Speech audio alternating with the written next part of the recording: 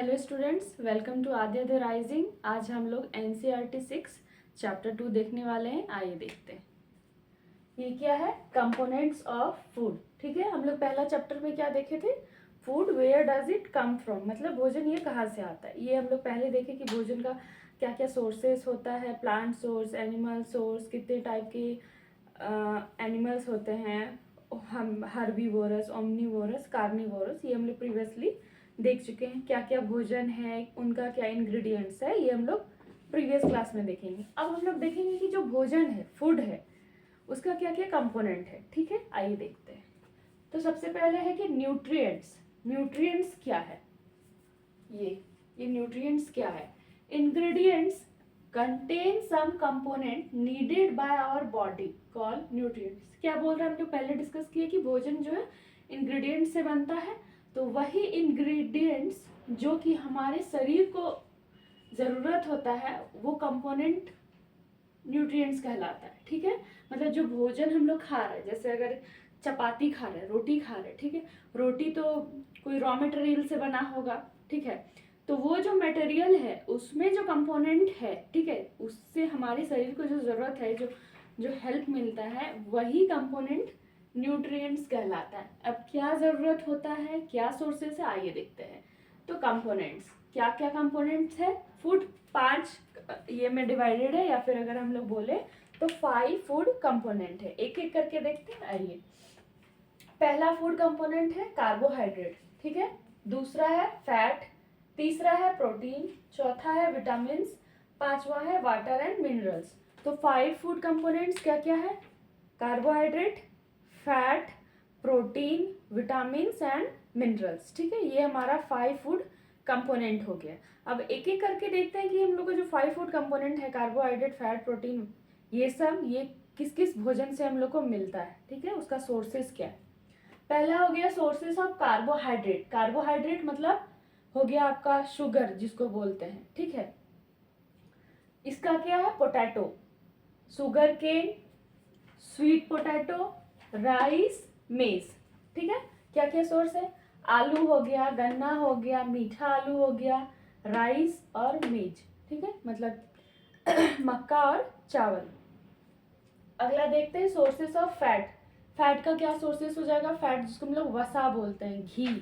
ठीक है, तो इसका 2 सोर्स हम लोग डिस्कस करेंगे। पहला हो जाएगा प्लांट सोर्सेस, दूसरा एनिमल सोर्स। मतलब एक जो हमें पौधों से मिलता है और एक दूसरा जो हम एनिमल से प्राप्त करते हैं। ठीक है, पहला जो प्लांट सोर्स है उसमें क्या? ग्राउंड नट, मूंगफली जिसको बोलते हैं, तिल और नट्स। ठीक है, दूसरा एनिमल सोर्स में क्या हो जाएगा? एग, मीट, फिश और घी।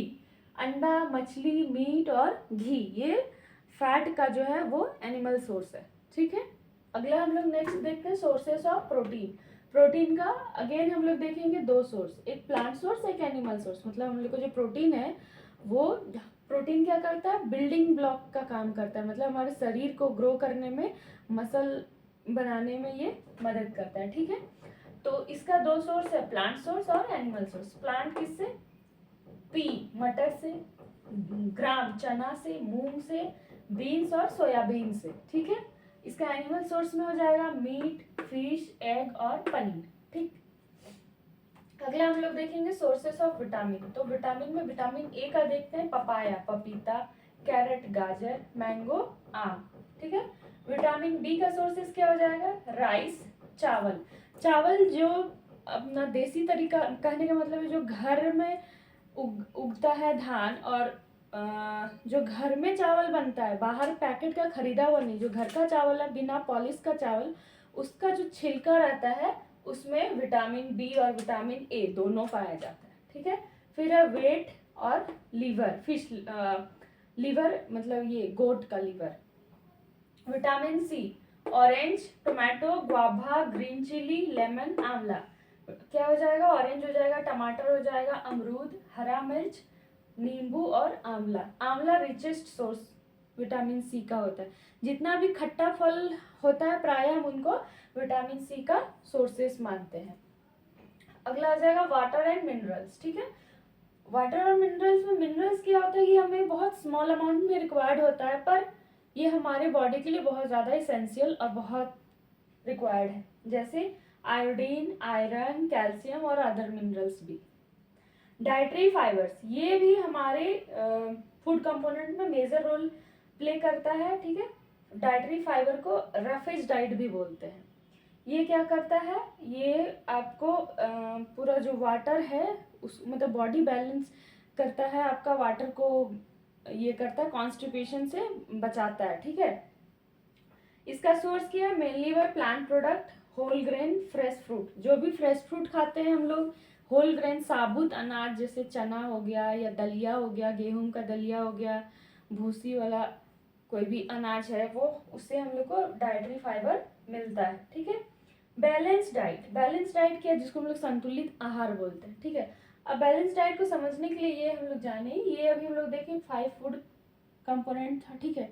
तो ये हमारे शरीर के लिए रिक्वायर्ड है, लेकिन कौन सा कितना अमाउंट में रिक्वायर्ड है, ठीक है, ये भी तो जरूरी है ना। ऐसा तो नहीं कि हम लोग कार्बोहाइड्रेट खा रहे हैं ले रहे हैं और वाटर मिनरल्स नहीं ले रहे हैं, या फिर वाटर मिनरल्स ही बहुत ज़्यादा ले रहे हैं और फैट प्रोटीन नहीं ले रहे हैं, ठीक है। तो सबका एक जो बैलेंस है लेने का, उसको ही हम लोग बैलेंस डाइट बोलते हैं, कि एक प्रॉपर अमाउंट में जो लिया जाता है, राइट अमाउंट में कार्बोहाइड्रेट हमारे बॉडी में कितना होना चाहिए, फैट कितना होना चाहिए और प्रोटीन कितना होना चाहिए। डेली रिक्वायरमेंट क्या क्या है, जैसे अगर हम लोग प्रोटीन का देखें तो जो प्रोटीन है किसी भी ह्यूमन का, वो पर केजी बॉडी वेट के अनुसार होता है। मान लीजिए कोई इंसान अगर 20 केजी का है, ठीक है, तो उसको डेली प्रोटीन इंटेक कितना होगा, 20 ग्राम पर ग्राम, मतलब 1 ग्राम पर केजी बॉडी वेट, ठीक है। ये प्रोटीन का रिक्वायरमेंट है डेली, ठीक है। अगर कोई इंसान है 30 किलो का है तो उसको डेली इंटेक प्रोटीन का कितना होना चाहिए, 30 ग्राम,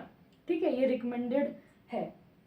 हमारा वाटर का कितना होना चाहिए, रफली 2.5 से 3 लीटर, 3.5 लीटर तक एक एवरेज इंसान को पानी पीना चाहिए। उसी तरह सबका एक अमाउंट दिया हुआ है, फर्दर हम लोग आगे के क्लास में देखेंगे, ठीक है। जैसे जैसे बढ़ते जाएगा हम लोग इसका डिटेल वीडियो देखेंगे। अब हम लोग देख लेते हैं कि जो विटामिन है, ठीक है, उनके कमी से क्या क्या बीमारियां होती है। जैसे विटामिन और मिनरल्स, उसमें सबसे पहले हम लोग देखते हैं विटामिन ए, ठीक है। विटामिन ए का कमी से क्या होगा, लॉस ऑफ विजन, मतलब दिखाई नहीं देगा, ठीक है। इसके लक्षण क्या होंगे, सिम्टम्स, इसके लक्षण क्या क्या होंगे, पुअर विजन या फिर loss of vision in night, मतलब या तो कमजोर दृष्टि रहेगी या फिर किसी किसी को रात में दिखाई नहीं देगा। अक्सर आप लोग देखते होंगे कि गांव में ज्यादातर ये केस देखने को मिलता है कि दिन में तो ठीक ठाक काम कर लेते हैं, लेकिन रात होते ही बत्ती गुल, कहने का मतलब है कि रात होते ही उनको दिखाई नहीं देता है, ठीक है। तो ये विटामिन ए का कमी से होता है, ठीक है। इस चीज के लिए ध्यान देना चाहिए। विटामिन ए का सोर्सेस क्या होगा, हम लोग अभी देखे थे, जैसे पपाया, कैरेट, तो ये सब हमें अपने डाइट में लेना चाहिए। विटामिन बी वन की कमी से क्या होगा, बेरी बेरी। अब बेरी बेरी में होगा क्या, इसका लक्षण देख लेते हैं। पहला है वीक मसल, ठीक है, मतलब मसल्स कमजोर होगा शरीर। Very little energy to work, काम में मन नहीं लगेगा, काम करना तो चाहेंगे लेकिन आपको अंदर से ताकत नहीं मिलेगा, इच्छा तो रहेगी लेकिन आप कर नहीं पाएंगे, ठीक है। तो इसके लिए भी है कि हम विटामिन बी का सोर्सेस ले। विटामिन सी, इसका कमी से क्या होता है, स्कर्वी, ठीक है।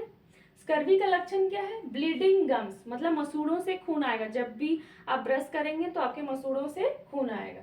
दूसरा है wounds taking longer time to heal, मान लीजिए कोई घाव है, चोट लग गया या कुछ हो गया तो उसको भरने में बहुत ज्यादा समय लगेगा, क्योंकि विटामिन सी का कमी से वुंड हीलिंग नहीं हो पाता है।